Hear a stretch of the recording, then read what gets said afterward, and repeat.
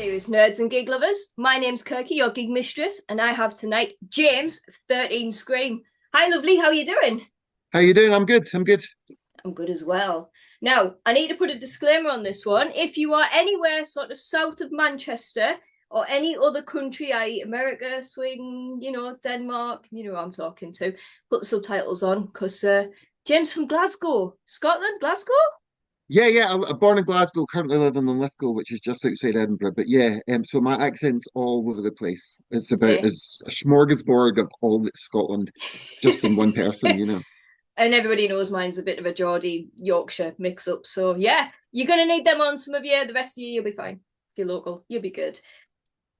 It is so good to have you on because you were one of the first people who's recommended to us that I had to have on. And now when I've started talking to you, I know exactly why. Yeah, I'm a nightmare made flesh. That's what I like to say. A walking nightmare made flesh. That's my general, I like that. shit spell.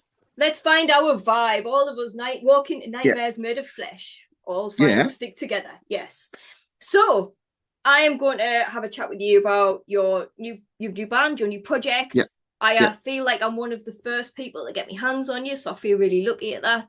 I've not seen too much out there yet, so No, there's not actually. No, not at all. Yeah, yeah. So it's kind of weird. There's been a few people that have wanted to organize things, and it's just kind of like never happened. So it's this is the first one that's actually been organized and happened. So that's a bonus, right? snooze, you lose, everybody else. It's Yeah. mine. So 13SCREAM. Why Yes. on earth would you start a new project in the music industry, you lunatic? Um. So I have mental health issues, quite well documented over the past, and one of the ways I combat that is by being creative. So that's why. So if I'm not doing anything, I mean, like, so after I was out with She Burns Red, which was my last band. For the next, I wrote like 50 songs in the space of like a couple of months because it was just the way my head works. So that's how I get through things. So when I'm going through a really bad time, mental health wise, it's really good for my music. So so it's almost like I should set something up to be really bad every couple of years just to give me a little kick up the bum, just to get some new tunes going. And so yeah, so I wrote loads of songs, and I was like, first of all, I wanted to do a horror punk band. That's where the name 13SCREAM came from. I was going to come to But yeah, that. yeah, but I don't write horror punk songs. I write songs, which is kind of like influences by like the Wild Hearts and Danko Jones and Kiss and like all these great bands like the grunge era and like early British rock before Britpop kind of made everything shit. Um, which it did, and I like. Don't get me wrong, I liked Britpop, but there was all these good bands like Lush that were making amazing records. And then Britpop happened, and suddenly they had to be chart bands. Yes. So suddenly you had bands that were like Swerve Driver. Oh, Swerve Driver had to be a chart band. In what fucking world were Swerve Driver ever going to be a chart band? You know what I mean? It just makes no sense. And yeah, so that's kind of where my bag is. And yeah, so I just I can't not make music. I've been doing it since I was like 13, 12, 13. My first band I was in. And even then I was in bands before that, but we just never gigged. So my first gigging band was like 13, 14, and I've been doing it for like what, 30 years now or so. So yeah, I just can't not make music. I can't like create up there. If I'm it's just not happening. I just need to go and do stuff. I need to do music. Yes. It's like this impulse that I need to do. And some of it might be shite. You'll never get to hear that. But the rest of it, aye, all right, that'll do. You know what I mean? So yeah, that'll do me good, I think. It's an interesting point that you said because I think every creative I've ever met, every musician I've ever worked with, if I write anything, I rarely write anything, but when I do, it's generally when I'm in a shit situation. And I think you've got to have that mental drive. I think there is that creativity to pull from that will create something a bit different. So it's important that you mention that. And I do like that you are so vocal about mental health because I think that's really important. I mean, I'm not. It's one of those weird things. I don't talk about my mental health a lot, but I talk about mental health. Yes. Do you know what I mean? So it's like I don't want to be like mental health for likes or whatever, that kind of shit where it's people are like, oh my God, I'm so down, I'm so depressed, come and buy my record. You know what I mean? That's not what I want to do. And I've been in the comic industry as well. I was a comic creator for quite a while, won an award and everything. Best horror comic. I don't know what fucking year it was, it's behind me. But I need to Yeah, know you now. know, I know. Fuck, I'll find it later and I'll let you know.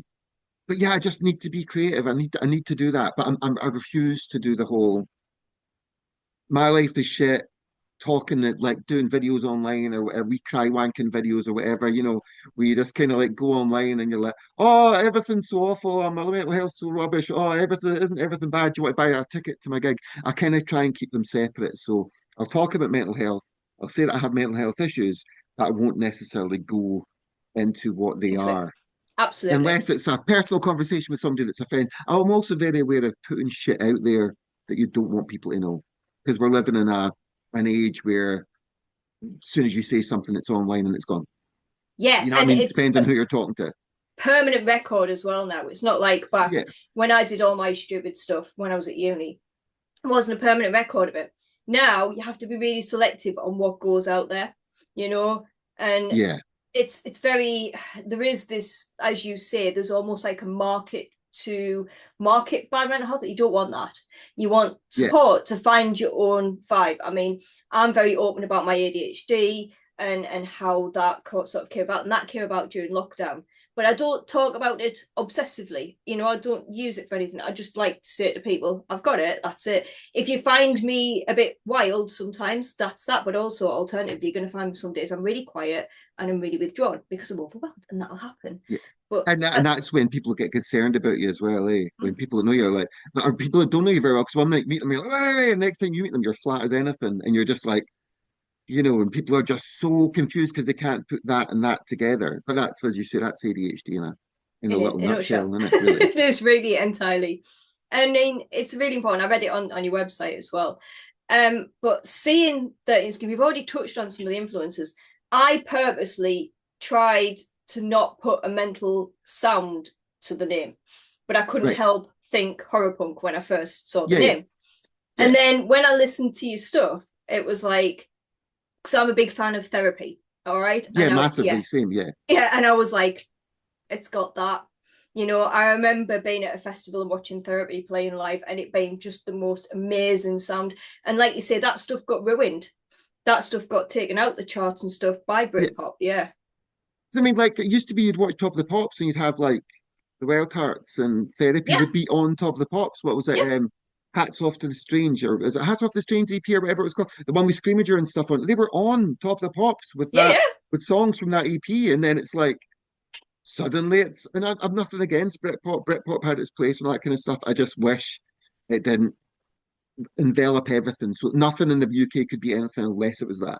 And that Yeah. kind of like I think that's one thing as a society. Oh my God, getting deep. As a society, we're so bad for it, though. We're so bad for it. It's like whatever the next thing is, we then just get rid of everything beforehand. And Becomes it's the the British same. identity. It has to be this now. Yeah, Or that. Yeah. Yeah. and it just makes absolutely no sense that like they're still fans of older music. Like it's like when grunge happened and glam rock bands that were on tour literally were told that's you done, you're finished. Mm-hmm. No, you're not selling any records anymore. And it's like, right, but people still like that. People still like that shit now. You know what I mean? Like they're probably actually selling more now than they did back then. Actually, that's not true. But I mean, during grunge, because during grunge, they sold nothing. But it's one of those weird things where it's like we're allowed to like more than one thing. Like I'm Yes. allowed to like therapy, and I'm allowed to like theater, and I'm allowed to like garbage. It's one thing I don't get. Sorry, I'm all over the show. Like one thing I don't get when we talk about music industry, the music industry, people seem to forget that people own more than one CD. Like people own more than one album. They like more than one band, and it's like battle of the band competition stuff. Like bands should never be in competition with each other. It's not a competition. We're all out there. We should all be supporting each other. I don't get so much of where the music industry is and how these things work. Because I know for a fact I can look at my record collection right next to me and see like I don't know, about 400, 500 records on vinyl. Never mind the couple of thousand CDs I've got in the kitchen and Yes. in a wee cupboard that's specifically for all my CDs. They're in those weird wallet things because yeah, I just don't have the space to keep them otherwise. Which a lot of people think sacrilege. I got rid of all the CD cases, but at the same time I was like, I need space to actually breathe, and it was like almost like a weird makeshift Lego castle trying to get round through all the CDs. Piles of Um, CDs.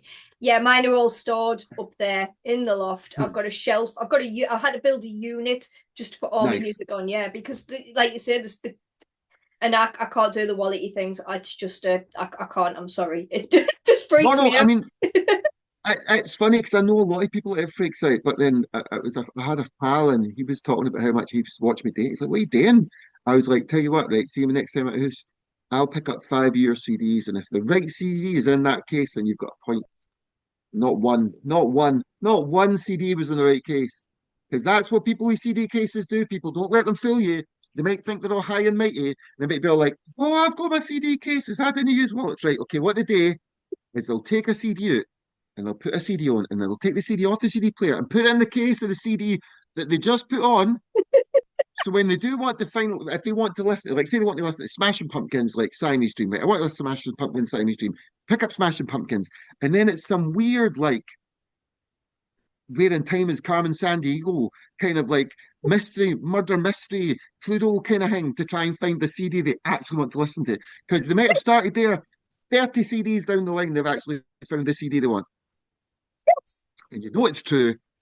You all I know it's do. true. We all do. There's not a single Everyone does person it. that don't know that this is not true. I mean, I keep mine sealed now for that very reason because I am Right, okay. terrible. That and video games. The right Right. video game is never in the video game box for me ever. Yeah, I well. love it. It's such a good point. It's true. Yeah, yeah, same with me video games. Yeah, I can never find them. For a while, I was really into retro gaming, and then I had this massive collection. But I go through periods of time where I don't work, and mainly due to injuring myself in some weird and wonderful way. And during these times, I have to like I had a disc.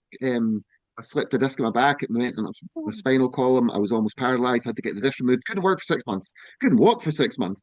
So I had to sell lots of stuff at that point. But that's what I build up collections of shit, and then I hurt myself horrendously. Have to sell all that, and then I'm just slowly building up shit until I hurt myself again. It's a weird way it works. I don't really understand where my head's at, and that's where my life is at the moment. So at the moment, I've got quite a lot of shit. So I'm No, due an don't injury. say it. I'm due Don't an say injury at some it. point. Don't say it. Look, I'm I'm not just hoping wearing for one. no, just don't, right? I mean, look, I'm wearing headphones again for the first time in what, 2 weeks. I've not been allowed to wear anything. This is the first time I've put them on because obviously, I worked a festival and everything was fine. I had my plugs in, my ears were great. I sneeze, I burst an eardrum. Like, Obviously, always the how way. Yeah, how does that happen? And then there's November, which is gig season, isn't it? It's the season for all the wonderful shows. yeah. Speed Because Air have been everyone, on tour, yeah, Gary Newman, and then Adamant.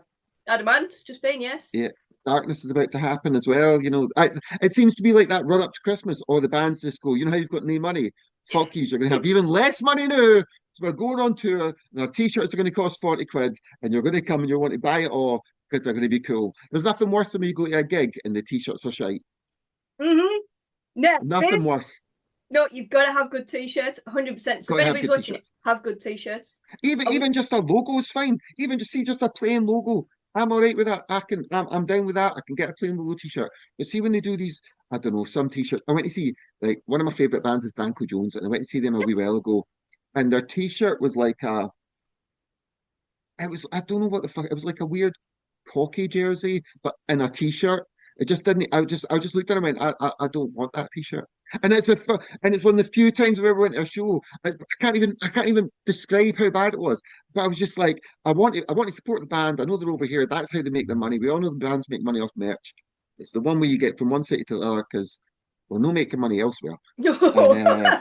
fuck no, streaming. No, you're all right, pal. I didn't need. I didn't need anything anyway. We'll talk Um, about that. We'll talk about that in a minute. yeah, sorry. Yeah, I'm jumping forward here. What a bastard. But yeah, good t-shirt. You need a good t-shirt. You need good t-shirt design. So I'm going to talk about this. I've been to shows where I've seen a t-shirt for a band and it sold the band for us before I've seen them play because I've gone, 100%. I like that t-shirt.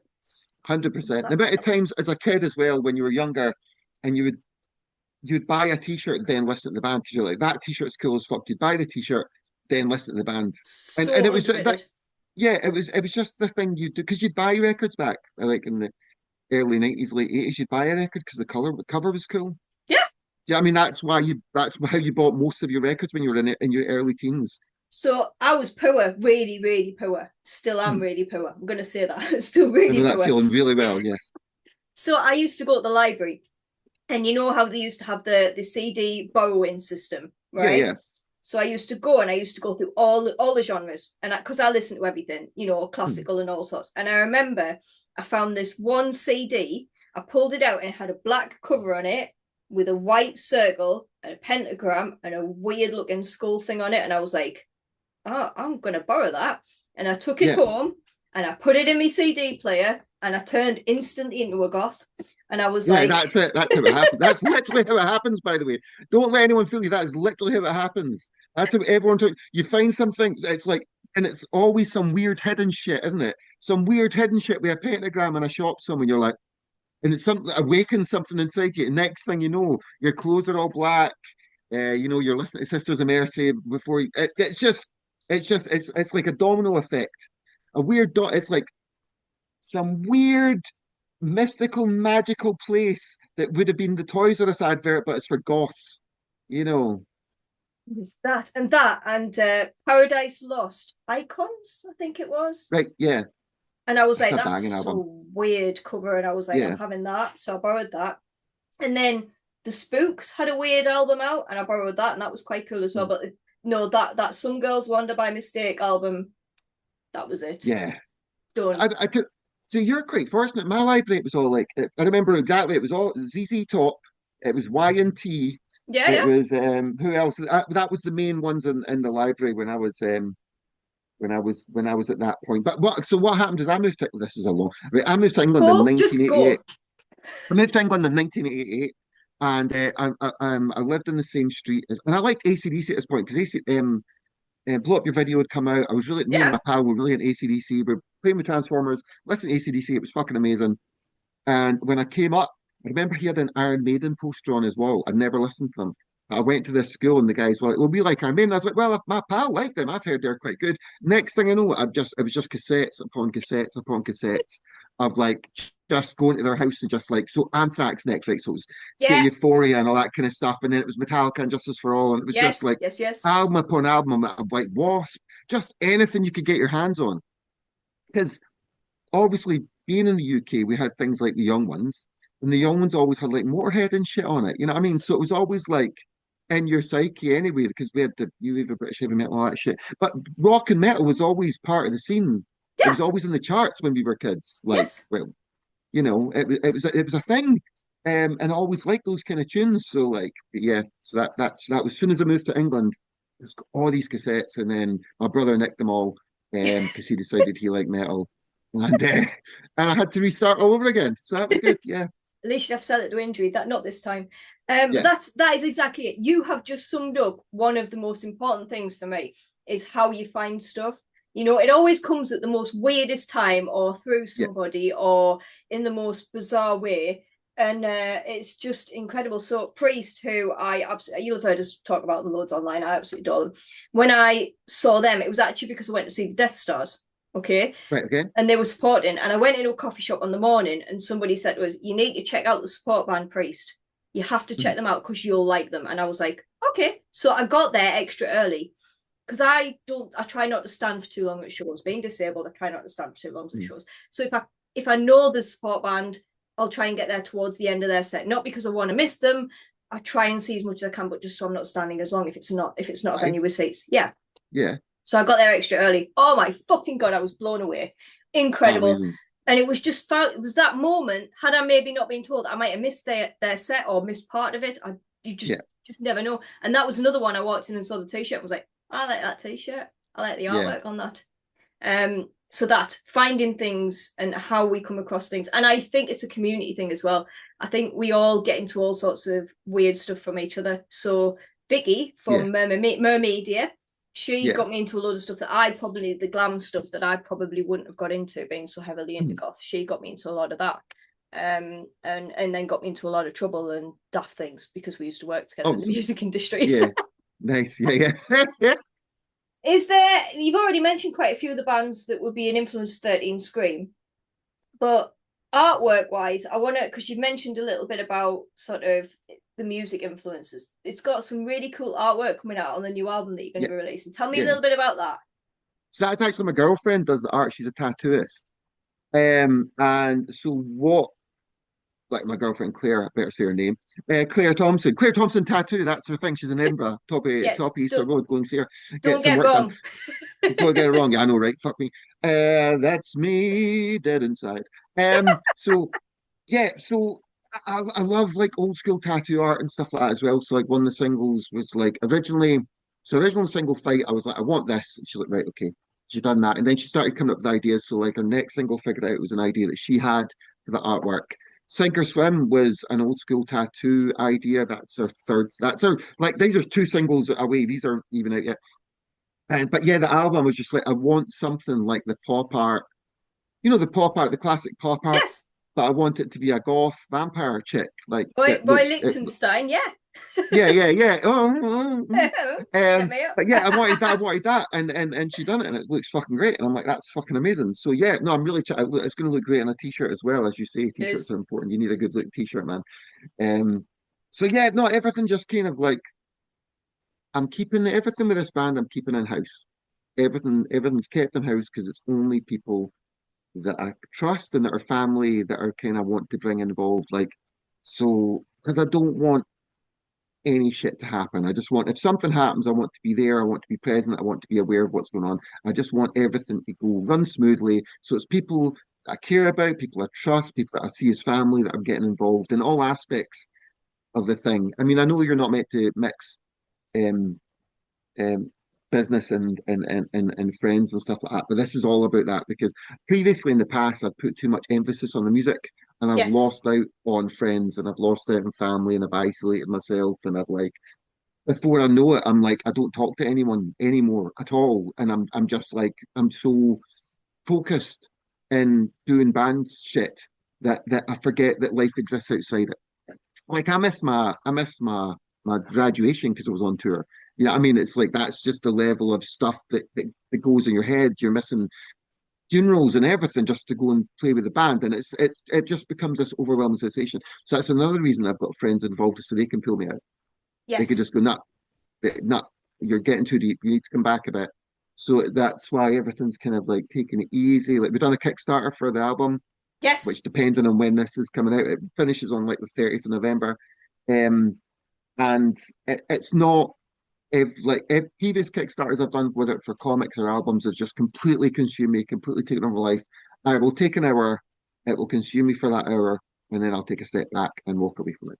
Do you know what I mean? So that's Yeah. kind of the level where I'm trying to maintain a healthy balance, which for me, having ADHD, which I am blaming for that, is really fucking hard. It's really Yeah. hard to maintain a healthy balance in anything in life when all I want to do is think everything like so like there's I said to you earlier before we started recording, I'm going to be working with these people called Urban Arcane Games, which is role playing games for mental health.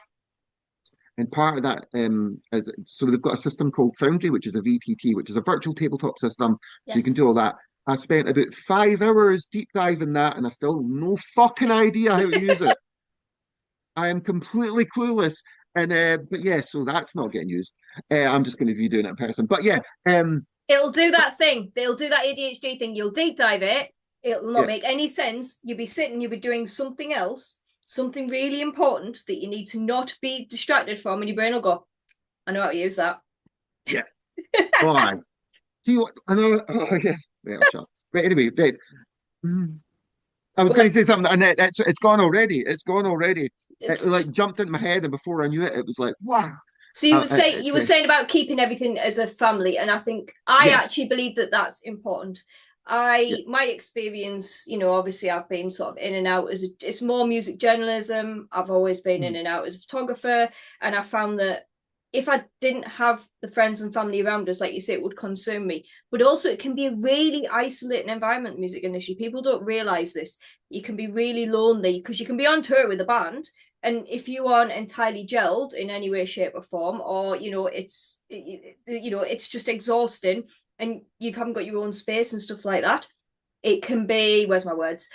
it can be a lonely environment, and it can be consuming, and it can be, like you say, it takes over your life. It can be, you know, especially if you've got kids and stuff like that, it becomes an entirely different ball game. So people don't get that. They think it's all fun and games and stuff, and it's not. Even as a journalist, it wasn't. You know, I'll be on the road quite a lot. I'll be photographing festivals. I'll be living in a tent. I wouldn't see my friends at my friend's birthday. I would be away down at, you know, at a festival. I couldn't go and see them, or I'd be working a show.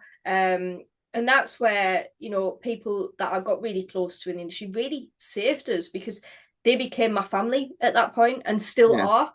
So I think yeah, you kind of have that thing of, if you don't have family and friends that you trust involved, it is going to consume you. And I think you're right in saying that. And I think that's something that a lot of people are missing out on. They take it too seriously, they treat it too much like a business. yeah.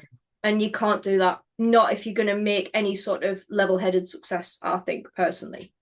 You can have the success, but you're going to go fucking mental. You know, Mm-hmm. it's one of those things you can't. It's. I mean, like, so as previously mentioned, I have ADHD, so I'm a fucking riot to be around half the time, and I'm either high as fuck or low as it. There's no in between. So, like, imagine spending time in a bus for 5 to 6 hours a day with someone like that, and you can understand why I probably annoyed the fuck out of every single other person on that bus, because it's just that's just it, you don't mean it. You're just like, you know, you Mm-hmm. get up in the morning and we've been drinking the night before, and they get in the bus like, oh, a bit hungover, and I'm like, oh yeah, let's go, and everyone's like, please just shut the fuck up. So yeah, so I need people now, but I didn't know I had ADHD at the time. I just thought, I don't know what I just thought. You know, the really weird. So I work in care and I'm a learning disability nurse. I've worked in care for over 20 years. And the thing that I have realized through my time working in care and working as a learning disability nurse, I'm really good at spotting things at work. Yes. But my work brain and my brain for home life are never the twain shall meet. So like there's like I was doing a thing and it was a trauma seminar. I was doing a trauma seminar. I was looking into all this kind of stuff. And I was like, I fucking know that. That's what I would do to someone at work. At no point did I think about doing it for myself. Yes. At no point does my brain go, I know these things that will help you, James, because I can't get them, you know. And even now, I'm still like fucking all over the shop. But yeah, so I need to get better at that. Ah, You will, yeah, and you will, and if you don't, it still drives what you are and your creativity. And I think this is a big fear of mine. Should I get it under control? Because I can be really hyper focused and grown up, and then I can be really off the hmm, rails if I want to be. And it's that whole kind of thing of, when you get that groundedness, that's fine. We have a professional head, but then we have our other mind. I worry about losing my creativity. I yeah, feel 100%. Yeah, I feel that that would take something away from me. And I think that's a really, everybody I meet in the music industry and the arts and crafts, I'm an art student. Well, I used to be an art student. We've all got our quirky bits. And I think that that's nice. I think that that's to be Yeah, treasured. I just think when it's causing you problems, and particularly if you are on the road isolated, and you know the other things that come with that, I think that's when it can become really, when you don't realize how much it can consume you. I think that's yeah, when it becomes a problem. When I was younger, a lot of the festivals and stuff, I used to go and I would just be gone. My friends would find me, 5 6 hours after they'd lost us, and I'd just be wandering hmm, around. Absolutely hilarious. And then the next morning I'd be like, please nobody talk to us. And they'd be like, yeah. yeah, I'd be like, no, just leave us in my tent with my book for a few hours, yeah, because I just need that space. And nobody gets that until you start being around like-minded people. And like you say, it's yeah, finding your tribe, man. And I think music yeah. does that. I think music does that. I think music and the type of music you put out there is almost like a call to the people who have your vibe. And I think that Yeah, that's no, yeah, I hope so. Hope so anyway. That'd be nice. No, thanks, I appreciate that. But no, it is exactly that. It is exactly everything you're talking about. It is that kind of craziness where there's no in between. It's all or nothing. And you don't know which one of you is going to turn up until you get there. You know, because sometimes you've wound yourself so much up so much, sorry, you've wound yourself up so much that by the time you get there, you're flat. Oh, actually, fuck, right. Okay, so years ago, I remember I was playing a gig, right? And this it was the biggest gig my band at the time had played. I was in a band called Duke 69 because everyone loves the 69. But anyway, um, and I'm and we were clipping playing that. this, and I know, and we were playing this big fucking hall with fireworks and everything. It was going to be fuck, but sold loads of tickets. We're like, how the fuck have we managed this? No one knew how we managed it. We somehow got ourselves booked in this venue, sold tickets for it. But we're all doing it. Now that day, and up to that point, I'd been reading the Bill Hicks autobiography. Now I knew Bill Hicks died, right? Because everyone knows Bill Hicks died. Sorry, spoilers and that, because it was quite a while ago. Spoiler alert. Spoiler alert: one of the greatest comedians that ever lived died quite some time ago. And when I was reading the book, I was all hyper. I was all about the gig, and I was reading the book, and I got to the end of the book where he died, and oh my fuck, I was so depressed for like the run up to gig, and I was like, James, you knew he was going to die. What the fuck is wrong? Like, you know what I mean? It's like you literally you fucking know it. It's not. It's like the end of fucking Titanic, and wondering why half the folk are dead and why the ship's at. It's like what? Oh my god. Although, oh fuck me, right? Okay, so years ago, I used to work in this place. It was the Nokia call center, right? It was in a place called Sykes, just outside Edinburgh. I don't think the building exists anymore. The company exists anymore anyway. But there was a guy that came in, right, and he was talking about the film Troy, right? Yes. And he was like, "This is the right," and he was like, "Yeah, that was great. I didn't see that Achilles bit coming the way." Huh? And I was like, "What? You know when she just caught his heel in that, eh?" And I'm like, "Yeah, like the Achilles heel." Yeah. That yeah, it's people are that's yeah, people are weird, man. People are weird. People are so bizarre, and I This sort love of them. stuff happens to me all the time. So no, you're speaking to the right person because I'll say something and go, but yeah, I'm like, eh? It's just Yeah, me.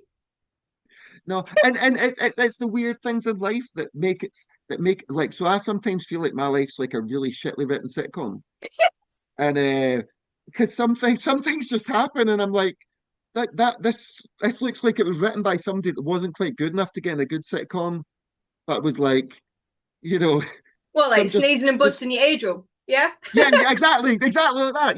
Where it's like, oh, it's not Seinfeld funny, but it's game on funny maybe. I don't know.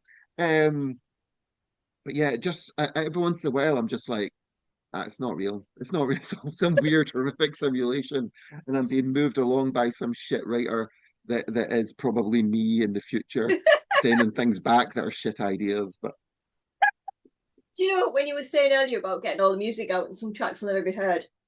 I used to listen to Newton Faulkner quite a lot. I appreciate yeah, a lot of singer-songwriter stuff. yeah, And yeah, when I saw him live, he said, sometimes you've just got to write the really shit songs in order to get the good stuff out because the really shit songs will block what isn't coming. And I feel like that is sort of the whole time thing. We have yeah. to go through really shit moments and stupid things that happen in life that Aye, nobody would happen to nobody else as well. Like everyone go, that could only happen to you. That yeah. and then really good stuff comes out of it. And it looks like this band might be the thing for you. You're already booked on a festival next year, aren't you? Yeah, we're booked for Wildfire Festival and we're also booked for Savfest. So Wildfire Festival is in Wanlockhead, which is the highest village in Scotland. Yes. I don't know why I said it like that. And Savfest is it's a mental health charity thing, and it's in Colville. We're also booked for another couple, but they haven't been announced yet, so I can't announce them. So you can't But say. no, it's buzzing as fuck. I mean, like, because this year's kind of like a weird start to the band where it was we weren't really sure what to do and what audience we were going for, but we seem to have kind of found our audience a bit. And then we had a few gigs cancelled, and then we're like, right, okay, we'll get this together. But things seem to slowly starting to be moving in the right direction. Um, and yeah, so I just it's weird. So when I first started the band, when I first started doing the music, I was like, I don't need to play gigs. That was bullshit. That was fucking bullshit, and I was bullshitting myself, and I don't know who the fuck I was trying to kid, because it wasn't me. Because there's no fuck like it does, and I don't care if I play in front of 20 people or 200. I really don't give a flying fuck. I just want to play music Yes. because that's where you get the emotion out. You write the music and it gets the emotion pumping, and you're like, right. Yeah, But yeah. then you play it in front of a crowd, and it just like it just elevates it to such an extreme level. Like, so the last gig we played Purple Orange a couple of Yes. weeks ago now, it was midway through the month. It Nutrition. was a stuck in between album launch, a Yes. single launch, sorry, fucking single launch, right? And I was so into it at one point. There's a part in the single that goes, "His is the power," which is a sample from the film City of the Dead, with the Christopher Lee film. You know, I think Border Yes. Hotel in America. And it's the bit where Nan Barlow walks up to the church and she's talking to the guy and she's like, "Oh, strangers don't come to Whitewood. You should be here." All this kind of shit, right? And I screamed it because we didn't have the sample. I screamed it and I jumped up and I fell on my arse, like totally, like fucking, like horrendous, like properly, like flew across the stage in some weird fashion that was like. But I had a Bam Bam didn't notice. He didn't even notice. It wasn't until afterwards. So, what do you mean you fell off the stage? Yeah, I fell off. I fell off. Knocked everything over. Everything was a Kimble. Thank fuck there's only two of us in the band. I'd probably killed someone. Just flailing limbs everywhere. Flailing giant limbs. Um, but yeah, no. So yeah, it's a different thing playing live. It's that release of emotion and the release of just. It's like it's like sheer unadulterated joy when you play Mhm. on stage. And it doesn't matter if people get it or not. And it doesn't matter that, I mean, beforehand it might have mattered, but no, it doesn't matter anymore to me. People have always got it when we played so far. We've only played 3 gigs, it's cool, whatever. Um, I love people getting it. Like if people get it, it's amazing. I I don't necessarily need that. I just need that release. I need that release because it's like a build up, a build up, a build up of emotion, and that's how I get rid of it. Because I am shite at dealing with my own emotions, apparently. Hence why so many problems in my life. Um, so but that build up and release, that's what I need. I need the gigs. I need the gigs. And it was, and I think beforehand I've got to the stage where that stopped being a thing because you Yes. had to be professional because you were trying to be in a band that were trying to make it. So you had to be professional. You had to like calm down and like take note of what was going on around you. Now I don't give a flying fuck because it's just me and Bam Bam, and I will go fucking mental. If I fall over, I fall over. I don't really care because it's just me and him anyway. And if I fuck up a bit in the guitar, I don't care because it's limited edition, baby. It's the special features on the Blu-ray. That's what I'm giving you right there when I fall over. That's for you guys only. Um, yeah, But you're technically quite accurate. What I've heard, because I missed yeah, the latest one. What I've heard live, what I've seen live, you're technically accurate. Look, people don't want. Look, this is going to go into something else, and I know where it's going to go with a pair of us. But people who love music, we don't want the same as CD. If we no, want to listen to the CD, and we'll have it as genuine, we will literally listen to the CD, right? yeah, When we want live, we want the vibe, we want the character, we want a bit of fun on stage, we want a show, we want to be able to feel the same vibe, and we want that energy. When you we go and want. yeah, go on. Sorry, no, no, you go, no, you go. No, I No, interrupt you. Sorry. no, I was going to say say. you want authenticity. You want Mm-hmm. authenticity. You want to know that you're watching a band play live. You want to know that you're watching a band enjoy and playing live. Yes. You want to you want to feel that presence in the room. You don't want it all sung the same way. And if the person that's like so, and when I'm doing like certain songs, I'll just start screaming bits of the songs, like just Yeah. start screaming at people, like this is a thing, and you fucking hell, James is going mental again, but it seems to be going well. As long as And it's done where it works, I think, yeah, but I've seen a lot of bands where they've lost control in a bad way, but not so even then that sometimes can really live on. yeah, But I think for me, live music has always been about the vibe. I yeah, can watch any band, and it's the same as classical. If I go to a classical concert, it's the vibe. It's what it makes you yeah, feel. It's the build up. It's the the absolute the crash of this, and then the whole everything together. And if somebody falls over on stage, and it's what they say, like, well, that's enough of that bullshit then, and stuff like that. I love. yeah, I mean, I wouldn't be doing this if I didn't love my live music, yeah, and all of the bands that I've worked with and seen, so many of them just went over my head because they just came out, did what they're supposed to on CD, made it sound as close as possible, and then fucked off stage. No yeah, interaction with the audience, no daftness, no fun. I mean, the memories that I do have are mostly of bands that did crazy stuff, like yeah, Municipal Waste when he yeah, jumped. went to crowd surf at Bloodstock, but completely forgot the pit was massive and just missed and went straight into the pit. Do you know what I mean? Gua, insane, Yeah, man. spraying stuff Yeah. everywhere. Rob Zombie running through the audience at what is now NX in Newcastle, literally turning around and there's Rob Zombie stood behind you and he's just climbing on everything because he's just gone off the stage and he's decided he's going to climb around.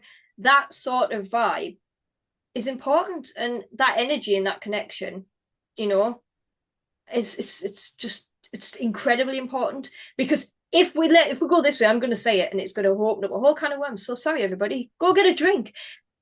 If we're going to do that, we might as well just embrace all this AI shit. If we just want to sit in our house and listen to generic shit, just listen to the AI shit that's coming out. It's the Witherspoons of rock, isn't it? It's the lather, rinse, repeat. It's the Dettol everything and scrub it really hard so everything's crystal and polished, and then just send it out to the masses, and if they don't love it, then blame the masses for not quite understanding it, and then bands going to the same producer that doesn't care about what the bands are meant to sound like. He just has his own sounds. So that band sounds like that producer band. And then the next band comes along, and because that band's done well with that album, so then all the bands go there to get their album done and all come out sounding exactly the fucking same because that's the producer's sound. And it's this weird. Yeah, exactly. Yeah, fuck me, man. Jesus Christ, man. They shit hit tunes back in the day. And they were all exactly the fucking same. But it's the whole. I don't get the AI thing. I don't get how we're taking like AI should be for doing shit stuff. Like, see, if you're using AI, use it for like, oh man, I've got 1,000 applications for this job and I only need one person, so I'll use AI to get buzzwords to bring it down to like 20 or 30 people that I can interview. That's a decent use of AI. That's okay. Just right, okay, I can fucking work these people down. Not music, not artwork, not fucking. Actually, it says in the back of the album, fuck AI, music is life. I actually put that on the back of the album, right at the bottom. It says so because it's an important thing, man. It's weird. Oh God, I'm going to get all nostalgic again, and I do apologize. But like back, so when I was a teenager and when I was younger, metal bands were in the charts, rock bands were in the charts. It shows like The Word, like The White Room, like what's the show that Caitlin Moran done with Johnny Vaughan? But Nope.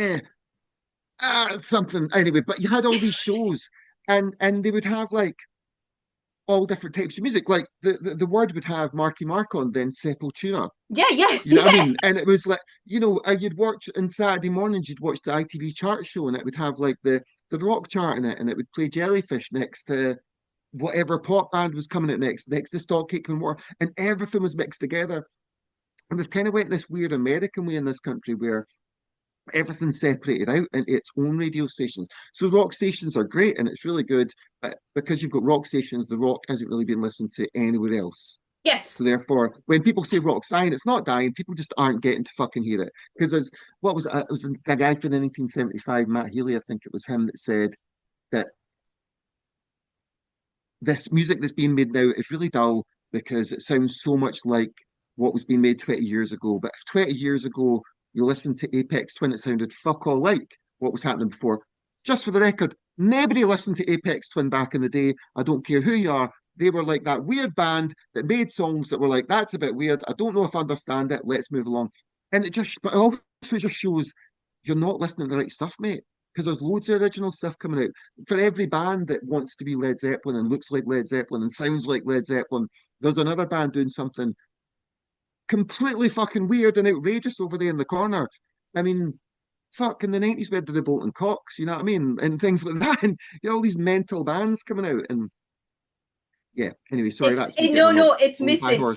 No, because it's true. Because even the Sisters Mercy used to be on top of the pops and stuff like that. And that just wouldn't happen now. The classic All About Eve performance, you know.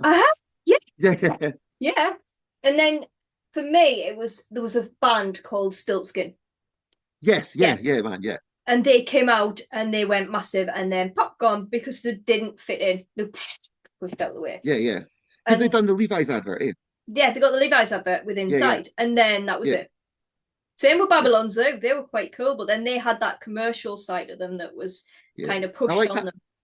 So I own the Babylon Zoo album. I am that person that owns that album, and I quite like some of the tracks on it, man. I liked Animal Army. Animal Army was such an amazing song. Yeah, That doesn't make it sound good, but I assure you, it sounds good in the actual song.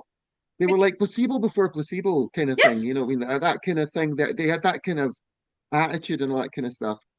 They could have been something, but it's the worst thing about them, and the saddest thing about them is they'll always be known as the band that people were disappointed didn't sound like the advert yes, when they were actually a good band by themselves. I'm yes. pretty sure the guy that was, I remember seeing an interview with the guy for it, and I'm sure he seems like a wanker, but that was part of their shtick, though. That was part, like, we're fucking aliens and we're here to fucking give you some good music. You know, that was their shtick.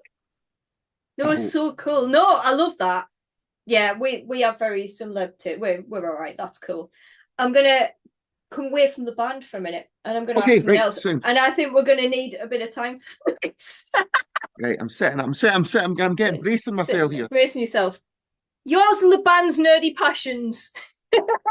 Fuck me. So, as I previously dealt with, I do role playing games. It's part of the things I do with mental health. I've been playing role playing games since Dungeons and Dragons fucking first edition, I think, came out, since the mid 80s, since playing it in my attic with my brother and my cousin Marion, where my brother chopped me in half, which he often did in games. He would specifically, right, there was this one dice roll in Warhammer Fantasy Roleplay where you chop someone in half.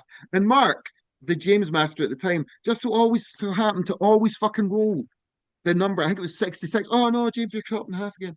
The amount of fucking characters I had die because of that was mental. But yeah, so I love that. I love sci-fi. I love board games. I love computer games. I'm king of the fucking geeks, man. That's what I always used to joke about because I just love pretty much all the geekdom. I'm really into Universal Monsters. My favorite being Creature from the Black Lagoon, because that's just it's like one of those songs you watch and you're like, how the fuck Yes. did they do that? Like, you know, how like the actual the way the guy's swimming, it's so beautiful the way he moves through the water, and you're like, how the fuck did you do that? Or like the Son of Frankenstein, where if you watch, so if anyone ever watches Son of Frankenstein, you will then see where Tim Burton got all his ideas for what his sets look like, because it's literally just the Son of Frankenstein. And it's really funny as well, because the kid that does the voice for Bambi's in it. And so is Basil Rathbone, Sherlock Holmes, let's go. Um, No, no. yeah. Basil Rathbone's the Son of Frankenstein. He's like, that's who it is. I think it's the third one, yeah, because it's yeah, obviously Frankenstein, the bride of, and then I think it's the son of, and then eventually you get to Abbott and Costello, which is funny as fuck. Um, the Abbott and Costello films. I forgot how good Abbott and Costello films were actually till I watched them again recently, and they're amazing. But yeah, geeky stuff. Sorry, I digress again. That happens a lot, doesn't it? Don't Um, apologize. I love it. I'm here for it yeah, all. yeah. So yeah, board games. Like grown up in the UK in the 80s, I got really into comics because of 2000 AD. Yes. And obviously we had Oink as well, which was really funny and like possibly a bit too old for what I had the level of understanding for, but because I've still got all the Oink comics, I've still got all the toxic ones as well. It's weird to think that British comics of the 80s shaped American comics of the 90s, Yes. and we forget to give. A lot of people forget that a lot of the stuff that's happening now in the films and stuff all came from guys that came from British comics in the 80s, Hmm. whether that's Alan Moore or Grant Morrison or Garth Ennis or whoever, you know, they were all guys that were like quite impactful. Whether that's Pat Milligan with Bad Company or Garth Ennis on to doing Preacher and The Hmm. Boys and stuff like that. You know, it's and they still are having a massive effect. We've become, I don't know what happened, but at some point we became almost ashamed of British creators and British music. And we forget that a lot of really good stuff came from the UK. Hmm. And I don't know if it's because in the 80s America seemed amazing when you were watching TV. It was all Cagney and Lacey and TJ Hooker and Fame, and everything looked amazing. Even though when you watch it now, you're watching now and you're like, oh man, that looked really shit. Like New York looks Yeah. fucking horrendous. But at the time, you're like, oh man, that's really cool. I want to try Reese's Pieces. Um, and I want to be in the Goonies.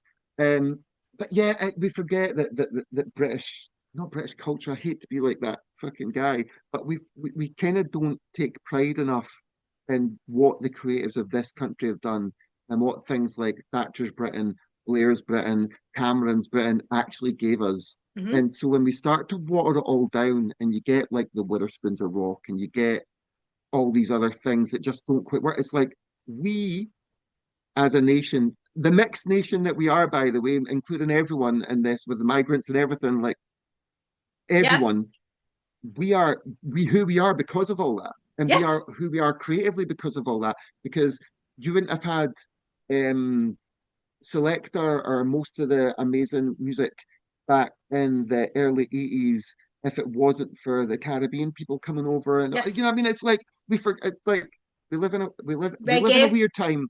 Yeah, British yeah, reggae. like fucking bad manners and everything and ska and all this, it's funny because back then I wasn't so it's only recently I've started to really get into bands like Fun Boy 3 and all that kind of stuff and all these kind of bands that were heavily into because it kind of passed me by. I was a bit young and but now I can really really appreciate it. But we forget that that's who we are as a nation. We are this creative nation that are a mixing pot of all these other Mhm. things that come in, and that's what makes us good. And we don't give enough credit. So like you'll get it all the time. There's very few British bands at the moment that'll do a UK tour where they're playing not festivals. They're playing fucking stadiums. Like the Yes. Darkness are doing one now. Off the top of my head, I really can't think of anyone. I'm sure there are other bands, but I can't really think of them. But then you get bands from America, like fucking bands that no one even gives a fuck about coming over from America. I went to see, I nearly said the band name wrong. What the fuck's Jared Leto's band called again? 30 Seconds to Mars. Right, okay, right. I fucking hate 30 Seconds to Mars. I'm not a fan of it. I don't like Jared Leto. Fuck Jared Leto. He's weird as fuck with that weird cult thing he's got, right? If you like Jared Leto, that's lovely. Keep him the fuck away from me, right? But I got the chance to get tickets because I worked for the NHS. I got £7.50 tickets, and I was like, that's a fun night out. 15 quid. I went to see took my girlfriend to see Busted a few weeks before at the Stirling Castle, and that was like 15 quid as well. And I was like, you know what? It might who knows? Maybe I'll turn into a convert, and maybe I'll want to go to Jared's Island, wherever the fuck that is, and pretend to be in Tron. I don't know what he does there, whatever. So I went to see it, and it was and he was playing the fucking this massive venue. He was playing the Hydro, which is a fucking stadium. Yes. And I'm like, how the fuck are these bands managing to come over? How are we putting so much into the bands that aren't from here? And it's not, there's space for both, is my point. It's not all about, oh, fuck American bands and fuck this and fuck that. It's the fact that why are the Wild Hearts not playing stadiums? I know it's Yes. because they keep shooting themselves in the foot, but they should I still be, they love should the Wild Hearts so much. they're one of my favorite bands. I mean, they are literally. I mean, if you listen to 13SCREAM, you will hear a lot of the Wild Hearts in there. Hmm. Fucking love the Wild Hearts. I've met Ginger. When I met him, he was a lovely guy. Hmm. Obviously, the guy's got issues, and they're well documented. So let's not go there. Yeah, But I don't any legal trouble, thanks. I yeah, can't yeah, be no, bothered. no. But like, I don't understand why bands like Therapy and that are still playing the Catty in Glasgow. The Catty's a great venue in Glasgow. Don't get me wrong, but like fuck me, man, there's some really, really good bands. Like Feeder. Feeder are fucking amazing. And Yeah. Feeder are one of those weird bands that like their singles weren't very good. Well, I didn't like a lot of the singles because they were made for a mainstream audience, but the rest of the albums Albums. was rocking as fuck. Hmm. They're so good. But bands like this should be playing fucking stadiums. Like, I don't know.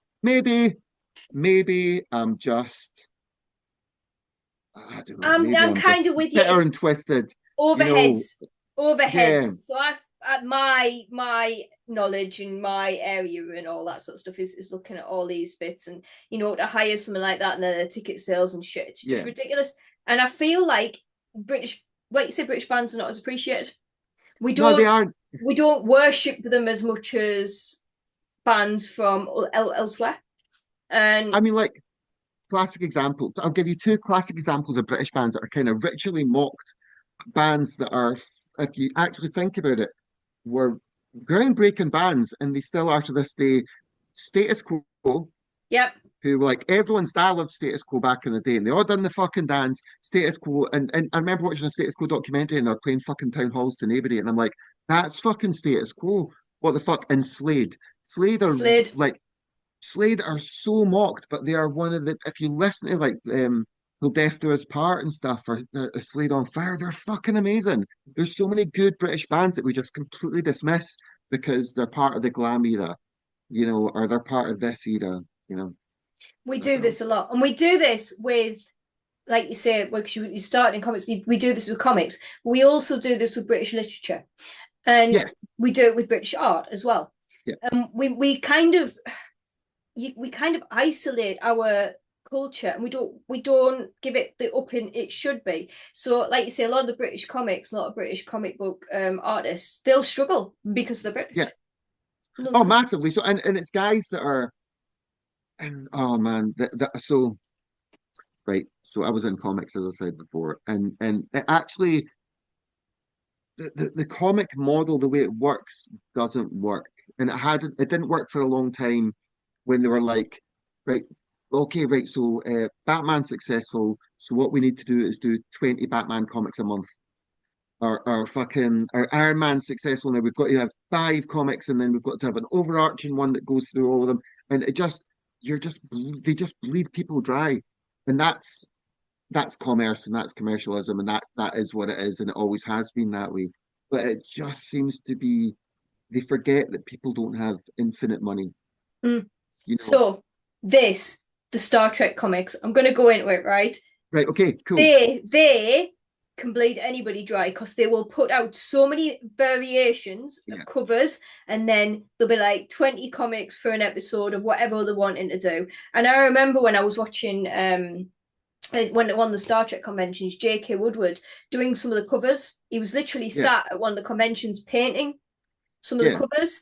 And I remember going to look at them in Forbidden Planet when I was a lot younger and wanting them, but then realizing I had to buy so many editions. And I was like, I can't do that because I'm not in Newcastle all the time. So yeah, I didn't buy them because I couldn't keep up with them. And there's loads of comic book series I've missed out on because I've either bought one and then completely forgot about it. And then not because I haven't loved it, but because just keeping up with something is tough work. yeah, Or then it's failed on its funding, so then it's not come through anymore. Or it yeah, relies on Kickstarters now. A lot of comics, as you said, rely on Kickstarters and stuff like that. yeah. I that was my one grief with the comic industry, was just how you had to keep going with it and keep buying and keep buying and keep buying and keep buying. You're getting the same thing with the music industry now, and it's Yeah. like a band will release or release an album, it'll be on 8 different colors of vinyl, but you aren't selling like so. Say for example, eight colors of vinyl or whatever, and there's 250 copies of each vinyl. Oh wow, we sold 2,000 albums. No, you sold 250 albums because that like the same person bought all 8 colors. You know what I mean? It's not real. It's inflating the numbers, and then all that happens, oh my God, I'm getting so bitchy, such a bitch. All that happens is then, oh, we got a chart position in albums, so now we can put the prices up of our tickets. Again, fleecing the fans from what they are. You know what I mean? It's like it's this exactly the same as the comic industry. It's exactly like it's this weird like model that industries have that they think this is successful. How can we fleece more money off people? So if that person's buying 8 copies of that one album, they suddenly can't buy 8 different albums that month because they've bought 8 copies of that one Mm-hmm. album. And it's I don't know, man. It just seems wrong. That It just seems wrong. It seems wrong. Same as like when they used to do comic covers, like you're saying, and there's like 5 different comic art variations for the new Batman Absolute #1 or whatever the fuck. Um, and why? Like, I get the fact you want to make as much money off Batman as possible, but all you're doing is removing people then can't spend money on the other comics within it could be even DC comics. They can't buy other DC comics. Oh, this month I won't buy Sunny Ambush Bug, I won't buy fucking Aquaman, and I won't buy, I don't know, Swamp Thing or Animal Man or whatever. I won't buy those other ones. I'll just buy all the Batman ones. Suddenly those comics don't have the readership anymore because they're losing it because they're constantly doing multiple covers for this. And then those comics get cancelled, and then suddenly that's 6, 7 people out of a job mhm. because they wanted to do 8 covers of fucking that. You Boom know, did I it. just Boom did it with the boom. Hellraiser ones. Yeah, Dynamite were really bad for it for a while as well, and yeah, there's quite a few companies like Image, DC, and Marvel were really bad for it in the '90s, and there was like a boom, and then the arse fell out of it, And then they kind of do it now and then, but not as much anymore. But a lot of the smaller indie companies, it's a way for them to try and make money. And you know, I would love to say if it works, but it clearly fucking doesn't because no one has any money. You Nobody's got know, any money you know, anymore. it's like We can't afford it anymore. if you look at the comic sales, like the actual numbers, the big comics are selling. There's very few selling even close to what they did 5, 10 years ago. Yeah. At the end of the day, and that's that. It's just a sad thing because the whole point of it being creative is to try and get out to as many people as possible. And when you start to close creative routes down in search of commercialism, I just think it's a sad indication of where we are as a society. Oh my God, I can't believe those words just came out my fucking mouth. It's a sad indication of This has where we suddenly are as a become the society. dullest podcast ever. James, what the fuck are you doing? Yeah, it's I just was I was about to go one worse, so I wouldn't worry about it. all right, what were you gonna say? I was Say it. I was chatting to so I was in a nerdy shop the other day, and I was Yeah, chatting to a guy, and we made a point that I remember when Comic Cons used to be about comic books, right? yeah, yeah, And yet you go to a Comic Con now, and not that I'm dissing them because I still go to them, but you try finding comic books, yeah, not anime, comic books at a Comic yeah. Con. Honestly, like, so this is fact. When I was doing Comic Cons, I'd be at a Comic Con and literally you'd have people come up to you going, "Oh, I didn't realize they still did these." It's a fucking comic, mate. You're at a comic convention. This is a convention for comics. Just because they've got wrestling around the corner and they've got some guys that were in Star Wars and maybe two of the guys for Hellraiser and maybe one of the guys for Hellraiser and Star Wars and then another couple of like just because they're there, the comics are still there. Like I remember I've done Comic Cons with some like of them the best comic writers and comic artists in the world, and no one's going to see them. Like Yes. there's like no queue, and you're like, are you fucking mental? This guy, like Glenn Fabry. Like I love Glenn Fabry. He done a comic cover for one of my. I used to work in a comic called Comic House. I was an editor. I had a character called Karen Shade, and she was a psychic detective. Um, and basically, but he done the cover art for me for one of my comics, right? He done the cover art because we always have what we do is we have indie content inside, we have big artists on outside. So we had like, oh, I'm not even going to mention some of that artists because I'll just forget. We did have it wasn't I really what it's Carlos Esquera done one. The last that's done Rat Queen's done one whose name I've forgotten, and that's horrendous because my brain's dead a bit. But where was We've I going got with? that we've got to that stage. It's all right. Yeah, We'll what start was I talking talking stuff. about?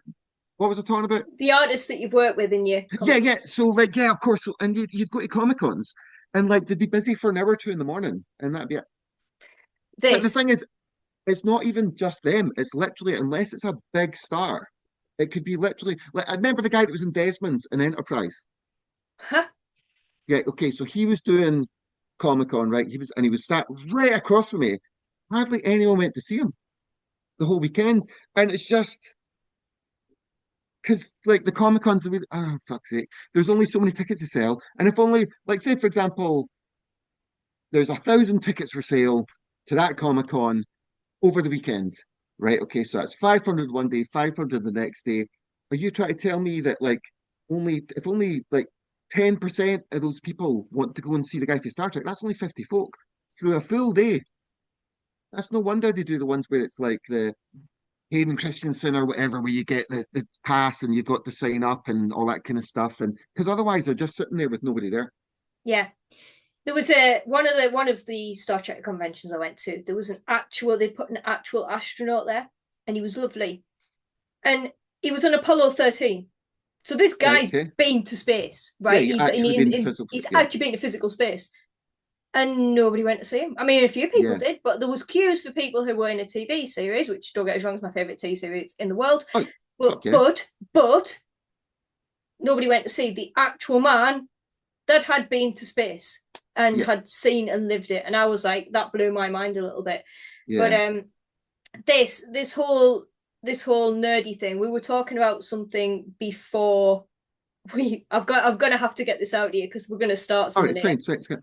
You mentioned you're playing Dungeons and Dragons. Yes, You mentioned Critical Role. right. Tell me about Critical Role, because is it just me? Is there not something about Critical Role where I mean, if anyone doesn't know what Critical Role is, it's a YouTube, a podcast, documentary, whatever you want to call it, of the team of voice actors who play Dungeons and Dragons, and they act their characters out. Now, every episode of this is about 4 to 5 hours long. Yeah, it's a heavy fucking commitment because there's at least like a couple of hundred episodes a season as well. So it's like you're literally talking like hours and hours and hours of your life if you get into it. Yeah. Yeah, because I did the Mighty Nine initially. When I was off, I'd injured myself. I got poorly, and Yeah. so I did Critical Role. Yeah. That is something that I'm surprised hasn't come up sooner on this. Because when you mentioned it, I was like, yes, somebody's actually mentioned it. Because Critical Role's quite huge, particularly with now Vox Machina and the Mighty Nine now being out. Yeah. There are loads and loads of good actual play RPG podcasts out there. Like there's like literally loads. I was trying to find one for a game today and I couldn't find one. That was annoying because every other fucking game had one.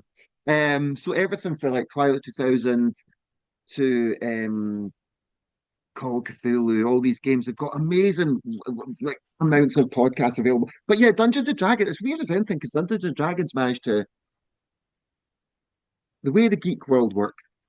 We kind of got like Pokemon kind of took over for a while, and like RPGs kind of went away for a bit, and then miniature games and all that, and board games, and then suddenly, as if by fucking a fucking level 20 wizard happened, a spell was cast, and suddenly fucking role playing games were the shit again, and you could get fucking like Dungeons and Dragons books at fucking like W.H. Smith's and shit. I mean, like what the fuck? Like, see if I That had access Yeah, I see if I had access to that when I was younger, I would have lost my fucking mind. I'd go to the Games Workshop to buy stuff, and even then it was only a small selection. Or there was a shop in Edinburgh called Max Models where they'd done some other role-playing game stuff like Battletech and shit. But yeah, it's a really good like so as I said before, I found it really good for my mental health doing these games, and that's why I'm going to be working with Urban Arcade Games to do stuff like that. But it it's I don't know how to describe it because it's the kind of thing that still people laugh at and still people mock. It's like, oh, I got my new dice today. And like, ha ha. I'm like, yeah, I'm going to go and play a game with my friends for like 45 hours where we'll just have a really good laugh and it doesn't involve booze. It doesn't involve anything out with than just sitting around a table and having a laugh. But like yeah. that's like there's no so like I'm a fan of Andy's Man Club. What Andy's Man Club do is great. Walking through the door, Andy's Man Club is really fucking hard taking that first step. Because like when I went a couple of times before I went in, and there's lots of people that never make it in because it's quite an intense atmosphere. You don't know what to expect. You sit in a circle, you talk, and there's the three questions in it, and you talk, and and and and it can get quite intense at times. Role playing games are a really good way to remove that from that structure. You don't have to talk about anything you don't want to talk about. You don't have to talk about something that's making you feel uncomfortable. You're just suddenly around friends in a safe space and it's just good. It's just a nice feeling. You can go through these amazing adventures and you like it's fucking like pirates are attacking. Like I remember there's one game I was a halfling. It was in it was fucking we were attacked by pirates and he swung across and he used his dagger and he went down on the fucking done a fucking thing. I was going to say Jerome Flynn, not Jerome Flynn. Fucking that pirate guy. Anyway, right. Fucking Jerome Flynn, fucking singing fucking bad tunes again and being in Game of Thrones. And then fucking going down, and it's like, ah, and it was like, and we still talk about it now because it's just a fun thing to do. So yeah, I do. I love the podcast. I love listening to podcasts. I love actual play podcasts because it's a really good way to learn a system as well. So if you want to play Dungeons and Dragons, you're not too sure about it, go online. There's probably a group near you. There's loads of games cafes now that do like weekly, monthly games of Dungeons and Dragons, and it's just a really, as I said, it's just a really good way to get together with some people in an environment that's not serious and just have a nice time. So it's just good. It's like wholesome as fuck. Dungeons and Dragons is wholesome as fuck. Well, you try to kill a dragon or kill some horrible bastard that's trying to take something. That horrible bastard over there, he's kidnapped something or he's stolen this, and you need to go and kill that bat. Right, I'll go and fucking kill this guy, right? And then you go and kill him, and you stab him a few times. You roll the dice. Hey, I chopped his head off, or chopped him in half. If you're my brother killing me, and then you finish, and you come back, and you go, hey, here's his head, and you go, oh, that's amazing. Let's party, and then whatever. I made it sound really weird. I went weird there. But yeah, there's just something great about it, and it's something I've done. Like RPGs are something I've done since I was a kid, and I've met so many amazing people through doing it. Right, okay, this is peak sadness right here. Keep this. I used to do live action role play. Um, and every weekend we'd get together in Camel Park in Edinburgh and run about with giant latex swords, and it was amazing. And then I'd done a live action vampire role play game for years. I'd done that for quite a long time. Was that Vampire the Masquerade by any It chance? was Vampire the Masquerade, yes. But that was a game where we had like the main like my main base was in Livingston, but you had games in Dundee, Inverness, Aberdeen, Edinburgh, Glasgow, all like down south, like they were all over the place, and you could all interconnect with each other. It's So really weird. Toreador is one of the families in that. Yes, Toreador Yes. are the artists. That's what I was often a Toreador. I normally I was either a Toreador or a Bruja. Bruja were like the street gang type Mhm. guys, and that's if I wanted to fight a guy, I would go a Bruja, and if I wanted to just be a Ponzi arsehole, I'd be a Toreador, and just sit at the back and look at people like, It's like just me in general. that. Like the person, yeah. Ah, fuck it. It was fun. It's still fun. I don't do live action anymore, but I still really enjoy. I mean, I do a couple of games a week at the moment, the way it's working out weirdly. But That's good. yeah, it's Yeah. just good to get around your friends around that time, you know. I think this is why it's so important as part of my podcast, because I find a lot of everybody in the music industry, we all kind of have similar vibes, and we all kind of have that arty comic book, and it's generally the Warhammer or one. It's one or the other. We all Yeah. kind of like that kind of thing. The fact that I could tell you were talking about Vampire the Masquerade, stuff And I like was like, that. yes, I still Yes, own a copy right there. I can see yes, it right here. Yeah, that one, yeah. that one. I think it's really important, and we all love the same TV stuff. I mean, we were laughing beforehand because we were talking about Caprica, and we were Yeah. just saying about sucking the joy out of the things that are really good in sci-fi Yeah. sometimes. I always love it when you always know it's some executive that doesn't have a fucking clue that turns around, right? We need a spin-off. Let's make a spin-off about something nobody cared about in that show, you know. Honestly. Yeah. Hey, so we're gonna go for it. What's next for 13SCREAM? What are you and Bam But Bam, apart from the Tequila Rose, what are you and Bam I Bam gonna know get up to? a lot of Tequila Rose. So the next coming up next, we've got a single out on the like something of December. Wait, I'll check my diary. It's like around the second Friday of December, so it's like between the 12th and the 16th.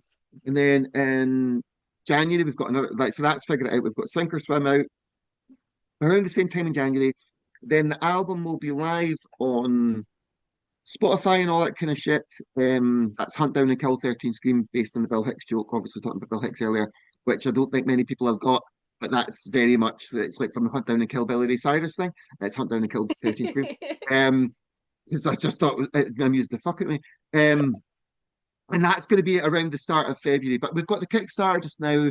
It runs out on the 30th of November, and those albums, we've actually ordered the albums already. We've got the test pressings back. They sound really good.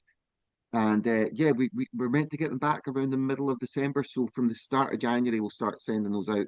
It really just depends. So we get our t-shirts actually printed by a guy in Newcastle.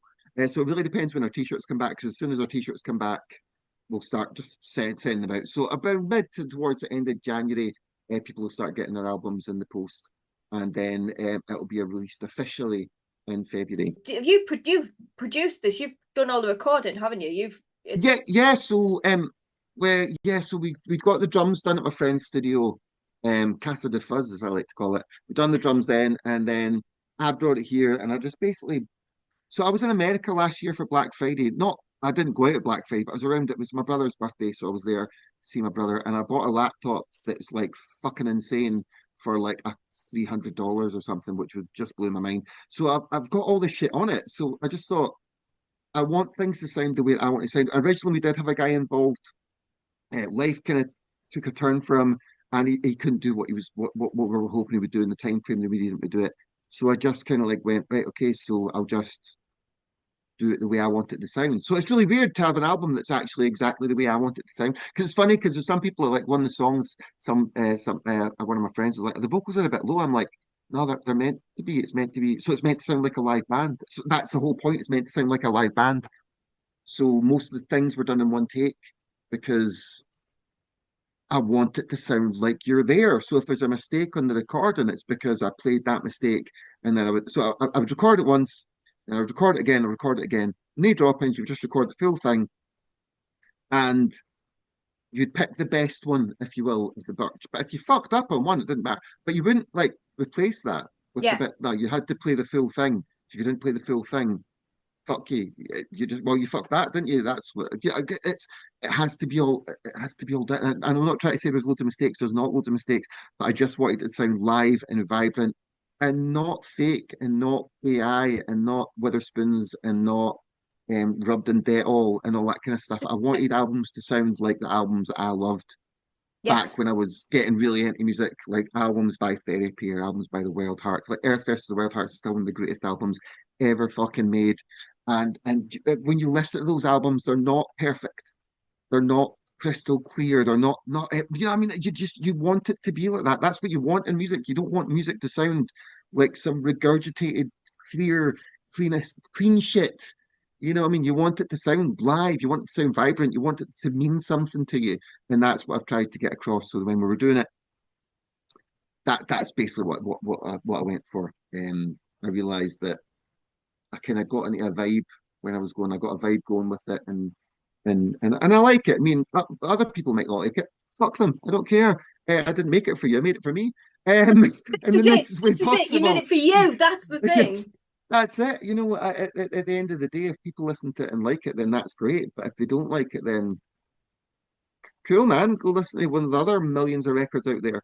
I was just about to say, right, if you like independent music, you like independent bands, listen to independent bands and appreciate what you're given, right? If you want Yeah, to go and listen to some shit that a manager in LA has gone, you have to sound exactly like this and you have yeah, to do it this way and it has to be this because otherwise you're not getting paid and we're not going to sign anymore, then go listen to that bullshit. But that's yeah. not what music's about and never should have been.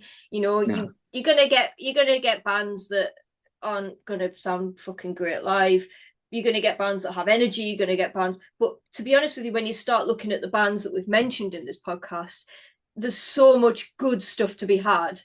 That's what we're missing. It doesn't feel like that's there anymore, and that's what we want. So yeah, thank you for bringing some of that to this because, like I said, when I first heard it, yeah, Therapy was the first band that came to mind, and that sort of stuff I love and miss. I yeah, do miss it. We need it. We need it. You know, yeah. it was influential. It's funny because, like, as I said, I wanted to be a horror punk band, and then I realized I didn't write horror punk songs. So these are just songs I write. But I write songs because those are the bands I've listened to all my life. So those are the kind of things that influence me, and I'm influenced by bands like Soundgarden and Paul and Alice in Chains, and you know, if you look at my record collection, there's fucking everything in there. From like, I was going to mention more American bands there because apparently that's all I've got in my fucking head right now. But there's so much music out there to listen to, and like punk stuff from the 80s and the 70s, and man, just fucking love music. Music's there to be loved. It's just there to be loved. Why wouldn't you love music? I Don't don't put yourself in understand a people that hole. don't love it. I don't understand people. See, people are like, oh, music, do you listen to pop music, I suppose. What's you like what? Like that. I don't, and that's not being pretentious. I get people like, I'm a big fan of Adele. You fucking go for Adele. You love Adele. You fucking love everything about Adele. Fucking go for it. Um, but yeah, it's your soul. It's everything. Music is life. It's everything. It's for people like us. It Yes. is, and you can't stop that. It's like I could have stopped playing music. No, I fucking couldn't. That's the stupidest thing anyone ever thought that would happen was me stopping playing music because, as I said, I don't give a fuck if no one listens to it. I'm doing it for me. And if you want to enjoy it and come along with the ride, that's fucking great. And if you don't, see you later, mate. I hope the door doesn't hit your ass on the way out. You've literally though gone from starting a new project, which is incredibly hard itself, to like you said, festival lineups next year. That's Yeah, really unheard of as well. That's skill to your understanding of the music industry and your know how well you're known in the music industry. You know, the fact that you can launch a project, an independent project, and get yourself Yeah. spaces as well. And that's I really mean, impressive. that's it's handy as fuck. I've been around the industry for a long time, you know what I mean? And yeah, I've made a lot of good friends, thankfully. And those good friends are like, we're here for you, man. We know you, you know, we're here for you. And that shit's important. And that's kind of what I forgot for a while. And it's kind of nice to have that there. That's allowed though. We do. I think your relationship with the music industry has to ebb and flow. And I Yeah, think you have to sort of sometimes take that dip out of it. I'm grateful I did. In a way, I'm kind of feel like I maybe ducked out a bit too early, but at the same time, I was ready for the out when I yeah. left. I was ready for the out, you know, and I think it's really cool that you have done right. I'm going to do it independent. I'm going to do it my way. I'm going to release this awesome sounding band. And yes, I've got a name that originally might have been for horror punk band, but I like it and I'm going to keep it and I'm going to do it my way as well. Yeah. And to bring all your creative influences, all your amazing nerdy stuff that you love, I mean, it's just so cool, and it's going to be a really cool thing, and you can see already like the sort of things you get booking. It's going to be great, and I will get to see you at a show at some point. You will at some point. I'm sure. I mean, like, I always go down all right in Newcastle. Like I fucking love Newcastle. I love that the fucking northeast England. There's just something about it that just it feels like a home away from home. And I Because know that's like a really patronizing thing to say, no, I get it. but I fucking love Newcastle. Like I'm from Glasgow. Newcastle's like the Glasgow of England, and I don't mean that in a bad way, but it fucking is. Like you could walk down the street and somebody will say hi to you. You don't fucking know them, but you still say hi to them back. Or if you're fucking no got the change to get something, somebody will help you. You know what I mean? And it's Glasgow's the same. Everyone's just friendly as fuck, and that's what Newcastle is, and that's why I fucking love it. The We're whole friendly northeast and in wild. general. Yeah, it's the and when you go out on a Friday night, you're like, what the fuck are they wearing? How are they no freezing? It's the same for both places. And like, I'm so old now, I get a fucking chill just walking to the toilet in my house. Um, so I don't understand. But yeah, I fucking love Newcastle. I'm looking forward to coming back there. Well, next time I will try and catch you. I missed you last Fucking time, better. so I better. You've got that recorded now. That's recorded now, by the way. I'll fucking play that back. I'll just play that back and fucking send you. Mind you, you said you were coming. That's what I'll do. You can't fucking get out of here. No tequila rose for us though. No, No, that's going to happen. It's going to be fun. no. Yeah, yeah. That's the thing at the Star Trek conventions. That stuff turns up at the Star Trek conventions as well. Quite a lot. Tequila Yeah. rose for some reason. I can see why though, because it looks like an alien liquid and tastes like one too. Fucking brutal. Brutal. What happens after is brutal. Yeah. Lastly, on a much less just Yes. horrible note, I always ask if there's anything else you want to ask me. Now, this can be anything. I've had weird challenges. I've had fire, biscuits. Go on, ask me something or challenge me or whatever. I Right. trust you. Okay. So I know I've asked you before who your favorite Star Trek character was, and I'm not going to do that. So what I'm going to ask you, if there's one sci-fi show you could bring back, what would it be? Oh shit. Original cast, original writers. That is a tough one. I know, right? I'm such a dick. You really are a dick. Yeah. Yeah. Oh, I can't even say because the new Battlestar was better than the original Battlestar. Mm. Ah, Till they got rid of the Cylons and probably. yeah, yeah, yeah. Till Caprica happened. I don't think I've got a sci-fi one. A Probably normal TV show done. A normal TV show one then. okay. Original cast, and do they Yeah. all still have to be alive? No, no, no. This is Dreamland. This is fairy tale land Right. of Dungeons and Dragons. Okay. Okay. So sci-fi, I would probably say V because I really Right. like the Okay. original V. The original, original view was bad. The actual series of it was shite though. But aye, the original mini series and the final battle were great. But then Yeah, they that, made but money. no. Yeah, So the yeah, original V. yeah, yeah. But the one thing that I've always wanted to be done, if it was going to come back, would be The Prisoner with Patrick. Oh man, yeah. Because there's only like about 6 episodes of that or some shit, isn't there? Yeah. It's like one of those weird British shows that they made fuck all of, and it was just like disappeared. Yeah, that'd be amazing. The So Prisoner, that was a good. Did you ever see the remake of The Prisoner I with did, and I Jesus in it? hated it. Aye, fucking Jesus. Go back to being Jesus, Jim Caviezel. Nobody likes you So, in anything else. so I am like a prisoner nut. Like, I mean, when I say I'm a prisoner nut, I'm a Aye, prisoner. and we're talking about Prisoner, by the way, not Prisoner of Cell Block H. They No, are two no, different shows. the prisoner. Uh, one is a prison, all-female prison in Australia. The other one is the weirdest fucking thing you'll ever see in your life. It Patrick was McGowan. the most surreal fucking TV series I've ever, and it's one of my all-time favorites, and it kind of fits in a little bit in the sci-fi genre because it was more sort of Yeah. dystopian. Um, I've stayed in Portmeirion. I woke up in the village. I Oh opened wow, that's the amazing. That's the fucking incredible. door Yeah. window and looked out, and I was in the village at 6 a.m. in the morning. It was the most surreal feeling ever to be there. So yeah, that with Patrick McGowan. Have you seen the comic book Shattered Memories that they No, I did? have not. No. So there's a comic book that is like after the aftermath of the Hmm. prisoner, and it's the only authorized ending that has ever been released Right. because Hmm. Patrick McGowan didn't necessarily want an ending to be released, but then Yeah. this comic book, because it was originally a series, now you can buy it as one book, because he had this goal, didn't he? And he had this vision for it and how he wanted it to play out. But then he kind of got pushed into the fact that they wanted it over extra episodes, and he was like, "No, I don't." So he Yeah. managed to do it his way and cut it down and put it into everything he wanted. But then it's still, I don't know, I still feel there's a lot more. If you're nerdy enough to read about the prisoner online, you'll find that there's a lot of like weird discrepancies afterwards, and any interviews that Yeah. Patrick McGowan gave afterwards, he won't talk about it, he won't mention it. And there's a lot of like Illuminati stuff that's sort of, a reference to in it, and the ideology. And if you watch Squid Games, there's actually slight nods to the prisoner in Squid Games, whether that's meant to be there or not, but there actually is quite a few little things that pop up. What I was going to say is this: The Prisoner was a great show because it was a show from like the 70s. It ran for very few episodes. The Simpsons fucking parodied it. The Yes, Simpsons they parodied it. Like parodied it, not parody. parodied, Mm-hmm. parodied it, whatever. But that's how much of a cultural impact that show had. You know what I mean? It's a Insane. great answer. It's a great answer. I I would love it. accept that answer. Any other Yes. answer, and I would have struck you down. But no, I accept that answer. That's a good one. And I That's a got good one. cut in half. That's it. Did you hang up the phone in anger? Just shut the computer down. We're done.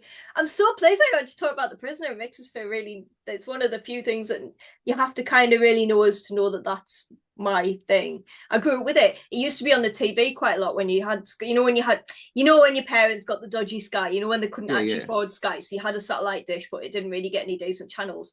And then you would get like one or two channels that would have some really cool cult films and stuff on. That used to be yeah. on all the time on there, so I used to watch it from being really little. Because you used to have that. You had Blake Seven and Doctor Mm-hmm. Who, and that were on every Sunday. You had this weird sci-fi Mm-hmm. Sunday. But then Channel 4 used to have the Sunday where they had Voyage to the Bottom of the Sea and Land of the Giants and Planet of Yes. the Apes TV shows Mm-hmm. and all that kind of shit on a Sunday afternoon. Amazing. The Oh, Harryhausen's with them. oh man. Did you go to see the Harryhausen Museum exhibit when it was on? No, did I shite? I'm It good. was fucking amazing. It was so good. I went. It was just to see the fucking models and to see how they done it all. It was just blew my mind. Blew my wee mind right off. Right off Jason the and the start. Argonauts, and then it was for me. It was always Clash of Titans was my favorite. Yeah. It was Clash my of Titans. loved it so much. Just yeah, yeah. Oh yes, love it, love it all. Let the geek inherit the earth, Oh as yes, they say. we Yes, indeed. shall. Anyway, oh my god, when we get in person, it's going to be like that, isn't it? Yeah. That was meant to be an hour, just to clarify. That was meant to be an hour. We've been on for about an hour and a half, maybe almost 2 hours.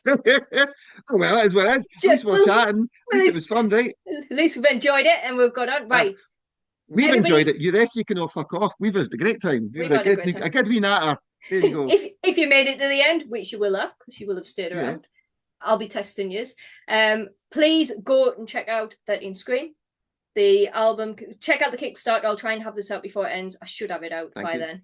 Yeah, Please go and follow as much of the social media for them as you can. Social media is a huge thing for bands now, especially independent bands. Record labels are shit. You don't need them anymore, but make sure you go and give them a good follow.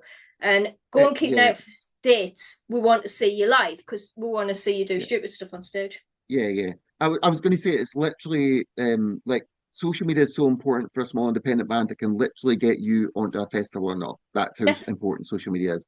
Um, and same with like Spotify followers. It's really weird. And Spotify listeners, that's literally if you don't have many of them, then you're not getting anywhere, Yes. regardless of how good you are. Because we live in a world where it doesn't matter how good you are; it's how many people will follow you. So, you know. Yes. Oh, That. cutting again. Jesus Christ. Oh, we're getting so serious. Oh my God. Fucking hell. I'm going to end it before we get any more serious. Is there anything you want to say to anyone who's still watching? Just thanks for sticking around and listening to me talk shite for this long. And Enjoy. hopefully, yeah, and enjoy, yeah, bastards. And I hope to see you at a gig soon. So it'll be great. Yes, you better Go on. play many gigs so we can get as many people to them as possible. I shall try. You please do. Right. And I'm going to say thank you very much for this. This band is going to be big, and I promise you they'll be playing around soon. Thank you for sticking around. Behave, be good. If you can't behave, don't get caught. Over and out.